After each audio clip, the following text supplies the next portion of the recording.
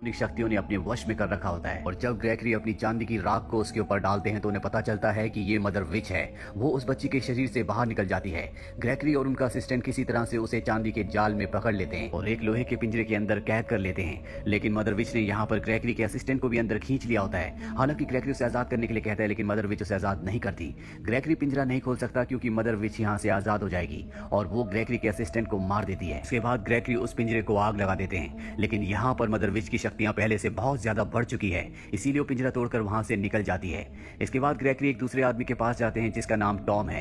Tom को बहुत वक्त से अजीब अजीब से विजन्स आ रहे होते हैं और अब ग्रेगरी टॉम के पिता के पास जाते हैं और उसे सोने के सिक्के देकर कहते हैं कि टॉम को मैं अपने साथ काम करवाना चाहता हूँ। टॉम भी ऐसा ही चाहता है। दरअसल टॉम 7 सन ऑफ 7 सन है, यानी कि वो 7वें बेटे का 7वां बेटा है और पौराणिक शक्तियों के हिसाब से 7 सन ऑफ 7 सन के पास बहुत ही अलौकिक शक्तियां होंगी। इसीलिए ग्रेगरी चाहता है कि टॉम उसके साथ काम करे। टॉम भी ग्रेगरी के साथ काम करना चाहता है।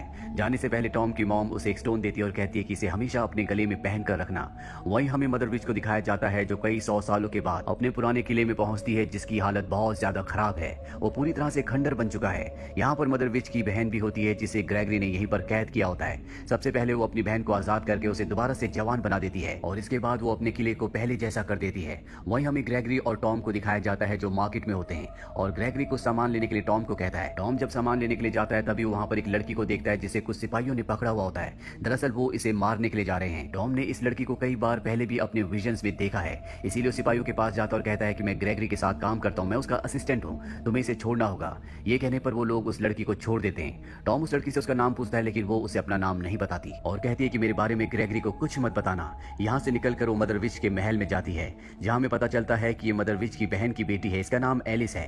वहीं हमें टॉम, ग्रेगरी और उसके खास आदमी को दिखाया जाता है जो सब के सब अब ग्रेगरी के घर जा रहे हैं। ग्रेगरी के घर पहुंचने के बाद यहाँ पर टॉम को पता चलता है कि ग्रेगरी फैल्कन ग्रुप का एक आखिरी सदस्य है। फैल्कन ग्रुप वो ग्रुप था जो इंसानों को बुरी शक्तियों से यानी कि सुपर नेचुरल पावर से बचाती थी और अब उस ग्रुप का आखिरी जो मेंबर, आखिरी योद्धा है वो और कोई नहीं बल्कि ग्रेगरी है। ग्रेगरी बताता है कि जल्द ही ब्लड मून दोबारा आने वाला है और अगर ऐसा हुआ तो मदर विच को उसकी सारी शक्तियां मिल जाएंगी। पिछली बार जब ऐसा हुआ था तो उसने तबाही मचाई थी और अब मैं नहीं चाहता कि दोबारा तबाही मचे, इसीलिए हमें उसके किले में जाकर उसे पकड़ना होगा। अब रात को जब टॉम सो रहा होता है तभी उसे कमरे के दरवाजे के बाहर से किसी की आहट आती है और जब वो दरवाजा खोलता है तो वहां पर एक योद्धा आता है जिसे विच ने भेजा है। वो उसके ऊपर हमला करके उसे मारने वाला होता है कि ग्रेगरी वहां पर आ जाता है और उस योद्धा को खत्म कर देता है। ग्रेगरी को देखकर बिल्कुल अच्छा नहीं लगता कि टॉम उससे लड़ नहीं पाया। वो उससे नाराज होकर जा रहा होता है लेकिन तभी टॉम उसकी तरफ तलवार फेंकता है। दरअसल टॉम का निशाना बहुत ही अच्छा है जो देखकर ग्रेगरी को अच्छा लगता है और वो उसे मदर विच के और भी साथियों के बारे में बताता है। अगले दिन ये किले की तरफ निकल पड़ते हैं ताकि मदर विच को मार सके, लेकिन इससे पहले कि ये किले तक पहुंचते यहाँ पर कुछ सैनिक आकर इन्हें पकड़कर वापस शहर ले आते हैं जहाँ पर सैनिकों ने एक मॉन्स्टर को पकड़ा होता है जो अपना रूप बदल सकता है और ग्रेगरी को इसे मारना है। ग्रेगरी जब उसके सामने जाता है तो पिंजरा तोड़कर बाहर आ जाता है, लेकिन ग्रेगरी अपनी शक्तियों से उसे उसके असली रूप में ले आते हैं और एक बार फिर से कैद कर लेते हैं। अब इसे जलाकर मारना है जो काम वो टॉम को देते हैं, लेकिन टॉम का दिल बहुत ही रहम दिल है इसीलिए वो काम नहीं कर पाता। ग्रेगरी को उसे मारना पड़ता है लेकिन वो टॉम की इस बात से बिल्कुल भी खुश नहीं होते क्योंकि वो चाहते हैं कि टॉम इस तरह के लोगों को मारे। वही हमें एक बार फिर से एलिस को दिखाया जाता है जो इनके आसपास ही होती है। दरअसल उसे टॉम और ग्रेगरी के ऊपर नजर रखने के लिए भेजा गया होता है, पर जब भी वो टॉम के पास होती है तो वो उसके टूवर्ड्स अट्रैक्ट होती है। टॉम भी उसे पसंद करता है लेकिन वो अपनी असलियत टॉम को नहीं बताती। अब रात को जब टॉम सोता है तो एक बार फिर से उसे अजीब अजीब से विजन्स आते हैं जिन विजन्स में वो देखता है कि मदर विच ने ग्रेगरी को मार दिया है, जिसके बाद पूरी दुनिया जलना शुरू हो जाती है। अगली सुबह ग्रेगरी टॉम को अपने पास बुलाता है। दरअसल ग्रेगरी को पता चल चुका है कि टॉम किसी विच को पसंद करता है, उससे प्यार करता है। वो उसे अपनी कहानी बताता है, कहता है कि मैं भी कुछ 100 साल पहले किसी विच से प्यार करता था, पर जैसे जैसे वक्त बीतता गया वो विच अपने असली रूप में आना शुरू हो गई। उसने लोगों को मारना शुरू कर दिया, इसीलिए मुझे उससे दूर होना पड़ा। और वो विच और कोई नहीं बल्कि मदर विच है। जब मैंने किसी और लड़की से शादी कर ली तो उसने अपना दिमागी आपा खो दिया और उसने मेरी पत्नी को मार दिया, साथ ही वो मासूम इंसानों को भी मार रही थी। इसीलिए एक बार फिर से मुझे उससे प्यार का नाटक करना पड़ा और जब मुझे मौका मिला तो मैंने उसे कैद कर दिया।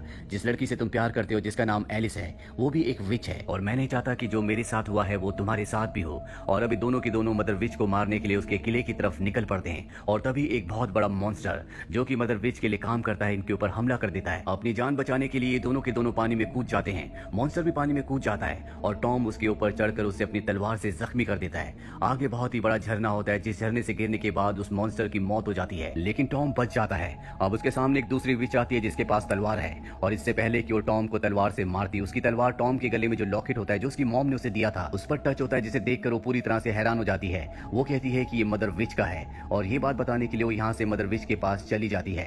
ग्रेगरी देख कर कि किस तरह से टॉम ने उस मॉन्स्टर को मारा था और किस तरह से वो विच उससे भाग गई, बहुत खुश होता है। वो टॉम को बताता है कि तुम्हारे गले में जो लॉकेट है, जो स्टोन है, ये विचेस अपने पास रखती है और ये मदर विच का था, लेकिन किसी दूसरी विच ने उससे चुरा लिया था, जिसके बाद उसकी शक्तियां बहुत कम हो गई थी और इसी वजह से मैं उसे कैद कर पाया था। ये सब बातें सुनने के बाद टॉम को समझ में आ जाता है कि उसकी मॉम भी एक विच है और उन्होंने मदर विच का स्टोन चुराया था। वहीं मदर विच को जब पता चलता है कि उसका स्टोन टॉम के पास है तो वो अपने साथियों के साथ शहर के ऊपर हमला कर देती है। यहाँ पर टॉम की मॉम भी होती है जो अपने परिवार के साथ यहाँ से भाग रही होती है, लेकिन अब उसे लगता है कि उसे शहर को बचाना होगा। वो मदर विच के एक साथी को मार देती है। मदर विच उसे देख लेती है और पहचान लेती है कि इसी ने कई 100 साल पहले उसका लॉकेट चुराया था और अब वो उसे मार देती है और अब भी उसे उसका शक्तिशाली लॉकेट वापस नहीं मिला होता। इसीलिए वो अपनी बहन की बेटी एलिस से कहती है कि तुम्हें टॉम के पास जाना होगा और उसके पास जो मेरा लॉकेट है उसे मेरे पास वापस लाना होगा। इसके बदले में टॉम की जान को बख्श दूंगी। और अब एलिस टॉम तक पहुंच जाती है और जब उसके करीब होती है तो वो उसके लॉकेट को चुरा लेती है। पर इससे पहले कि वो लॉकेट लेकर यहाँ से निकलती, ग्रेगरी यहाँ पर आ जाता है और वो एलिस को पकड़ लेता है क्योंकि वो एलिस को मारना चाहता है, क्योंकि वो एक विच है। पर इससे पहले कि वो ऐसा करता, टॉम एलिस को भगा देता है। अब टॉम देखता है कि उसका लॉकेट गायब है, जिससे ग्रेगरी को बहुत गुस्सा आता है। साथ ही टॉम को इस बात पर विश्वास हो जाता है कि एलिस भी दूसरी विचेस की तरह है, वो भी एक बुरी विच है।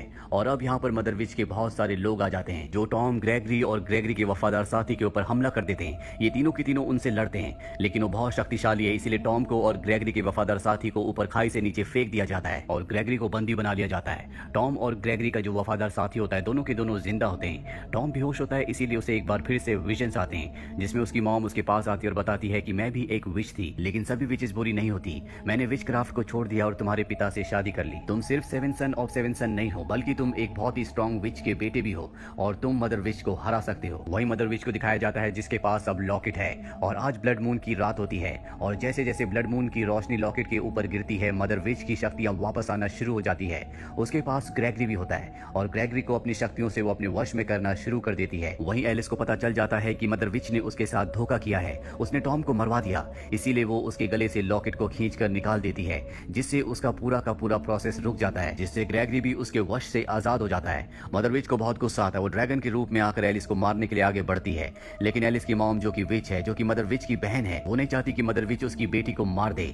अब जब वो अपनी बड़ी बहन से लड़ रही होती है तभी यहाँ पर मदर विच का एक दूसरा सिपाही एलिस को मारने वाला होता है और अब टॉम भी यहाँ पर पहुंच चुका है जो उसे मारकर एलिस को बचा लेता है। वहीं ग्रेगरी को दिखाया जाता है जिसे मदर विच का एक दूसरा साथी मारने की कोशिश कर रहा होता है, लेकिन ग्रेगरी उसी के हथियार से उसे मार देता है। मदर विच और उसकी बहन आपस में ड्रैगन बनकर लड़ रही होती है। ये दोनों की दोनों बहुत ज्यादा जख्मी हो जाते हैं और उसी जख्मी हालत में ऊपर से नीचे गिर जाते हैं, जिसके बाद ये इंसानी रूप में आ जाते हैं। मदर विच इसके बाद अपनी बहन को मार देती है पर अब उसे पता चल चुका है कि उसके सभी साथी मारे जा चुके हैं, वो सिर्फ अकेली बची है। ग्रेगरी उसके सामने होता है, ग्रेगरी को पकड़ लेती है, पर इससे पहले कि वो ग्रेगरी को मारती, वहां पर टॉम आ जाता है जो दूर से उस पर निशाना लगाकर उसे मार देता है और इसके बाद उसके पूरे किले को आग लगा दी जाती है और इस तरह से मदर विच और उसके सभी साथियों का खात्मा हो जाता है। ये सब के सब यहाँ से निकल जाते हैं, जिसके बाद ग्रेगरी टॉम के काम से खुश होकर उसे एक फैल्कन योद्धा बना देता है, यानी कि अब वो एक फैल्कन योद्धा है। अगली सुबह टॉम एलिस से मिलने के लिए जाता है और उसे बताता है कि अब वो एक फैल्कन योद्धा है, उसे ग्रेगरी के साथ मिलकर अलग अलग मिशन पर जाना होगा, हम दोनों कभी भी एक नहीं हो सकते। एलिस भी इस बात को समझती है पर वो उससे वादा करता है कि वो उससे मिलने जरूर आएगा और इसके बाद वो ग्रेगरी के पास जाता है ताकि अगले मिशन पर जा सके। पर ग्रेगरी टॉम से कहते हैं कि अब तुम्हें मेरे पीछे आने की कोई जरूरत नहीं है, क्योंकि तुम अपने आप में एक संपूर्ण योद्धा हो, तुम इसी राज्य में एलिस के साथ रह सकते हो और यहाँ की रक्षा कर सकते हो। और इसके बाद ग्रेगरी अपने वफादार साथी के साथ यहाँ से निकल जाते हैं, यानी कि टॉम और एलिस जो एक दूसरे से प्यार करते हैं अब वो हमेशा एक दूसरे के साथ रहेंगे। और इसी के साथ ये फिल्म, ये कहानी